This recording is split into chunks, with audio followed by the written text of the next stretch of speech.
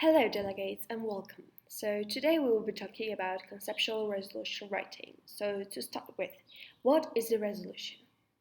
A resolution is a firm decision what to do or what not to do.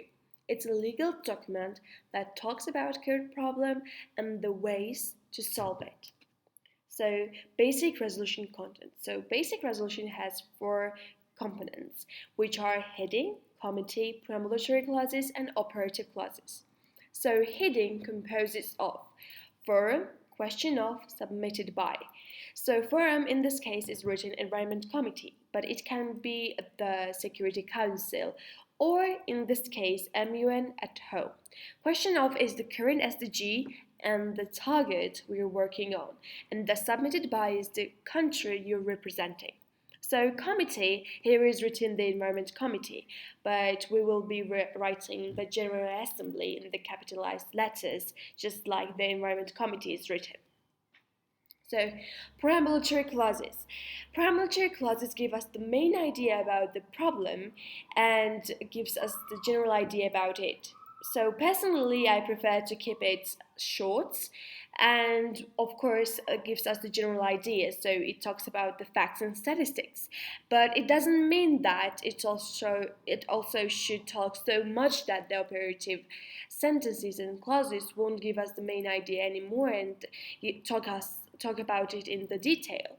So preambulatory clauses should talk about existing problems, how severe they are, how long have they been around, and what are its aspects, like what were the past actions, has there been any treaties, conventions, UN resolutions, what were there, when were the past UN resolutions written. When we open the real UN resolution and read them, we will always see the past resolution dates. For example, 2009, 10, 11, 15, and so on. So actors involved. Who are the actors? Which countries were the actors? Did NGOs and IGOs did anything in the past? And so on.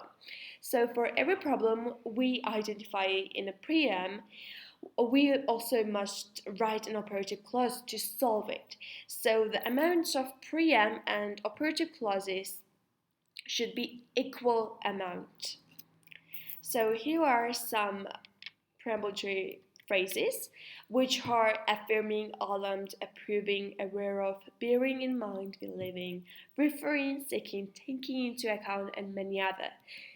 And what are the operative clauses? So operative clauses are practically solutions to the preambulatory clauses where the problems were stated. So must-haves are who, what, and how. So when we write operative clauses, we always should think of who are taking the action. MEDCs, organizations, peacekeepers, who is going to solve this problem?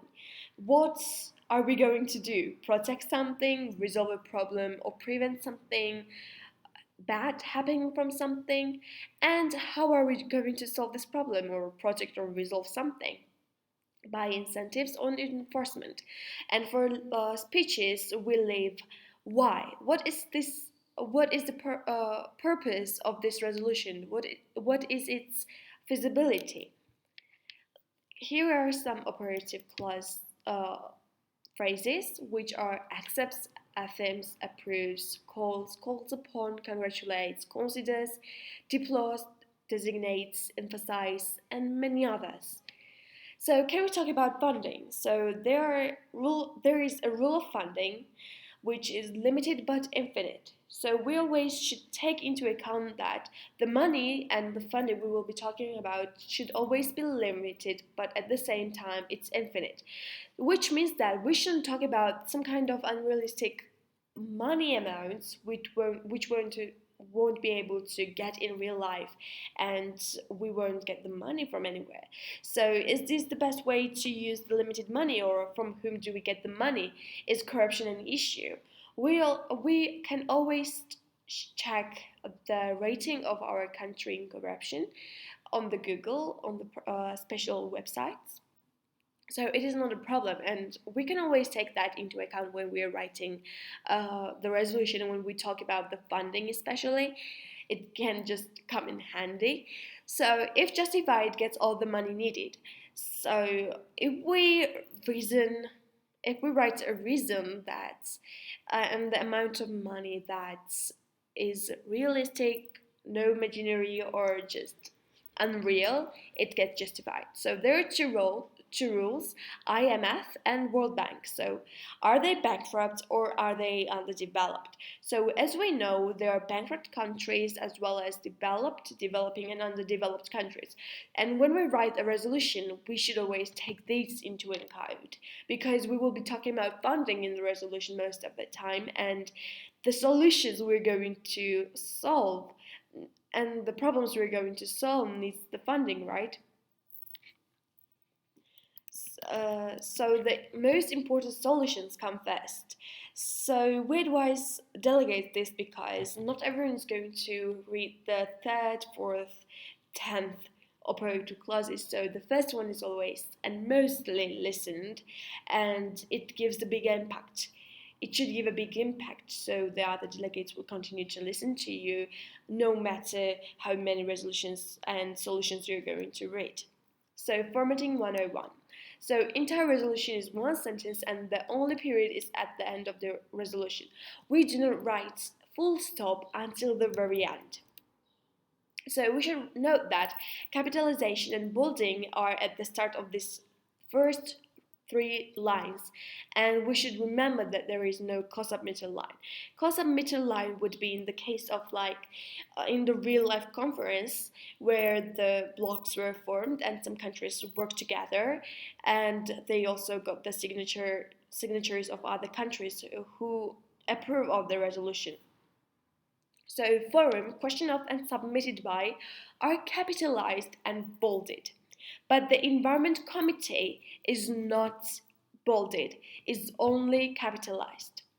So punctuation, commas after preamble clauses, semicolons after operative clauses, colons to begin a list, operative clause to subclauses and subclauses to sub-subclauses and period at the very end as we previously mentioned. So we do not write commas after subclauses or sub-subclauses. Punctuation will be checked by your mentors and they will give you feedbacks where you like comma or semicolon or colon and also where you wrote extra comma or semicolon or colons, so there is no need to worry. And clause starters. So introductory would set the stone of the clause. So how strongly does our country believe in this clause? How binding is this clause going to be? So we italize preambulatory clause starters and underline operative clause starters. These are the phrases we previously mentioned: preambulatory phrases and operative phrases.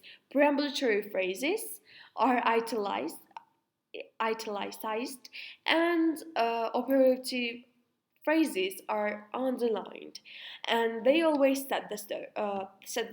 For example, we mentioned affirms or regrets or congratulates. They set the stone and they give us the feeling of how this resolution is going to proceed, how is this resolution is going to make us feel.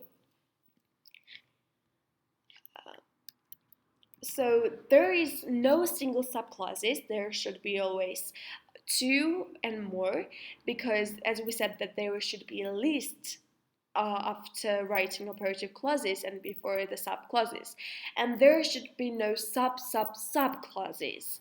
You can write this a third subclauses in for another operative clauses. So just don't write subclauses. And the entire resolution should be in Times New Roman size 12 throughout. No other size or type of lettering. Any questions? And if there are any questions, ask your mentors and they will be happiest to help you and guide you and give you feedbacks. I hope you had amazing time with me and I hope we will meet again. Goodbye.